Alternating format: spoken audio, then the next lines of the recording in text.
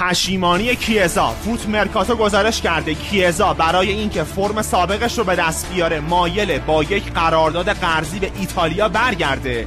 میلان، روم و اینتر گزینه‌های این بازیکن هستند.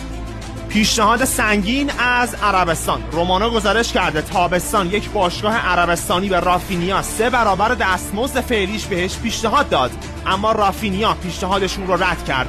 رافینیا میخواست در بارسا بمونه و خودش رو ثابت کنه. هافبک رئال آماده است. براهیم دیاز به تمرینات گروهی رئال برگشته و احتمالاً مشکلی برای حضور در ال کلاسیکو نداشته باشه. امباپه دوباره ناصر رو دوشید. به گزارش رادیو مونته کارلو امباپه دادگاه رو برد و فدراسیون فوتبال فرانسه به پی اس جی اعلام کرده که باید 55 میلیون یورو به بازیکن سابق خودش پرداخت کنه. و سود هنگفت مانچینی. اگر روبرتو مانچینی تا سال 2027 با تیمی قرارداد نبنده سالی نزدیک 20 میلیون پوند حقوق از عربستان دریافت میکنه که در پایان 3 سال حدود 60 میلیون پوند خواهد شد.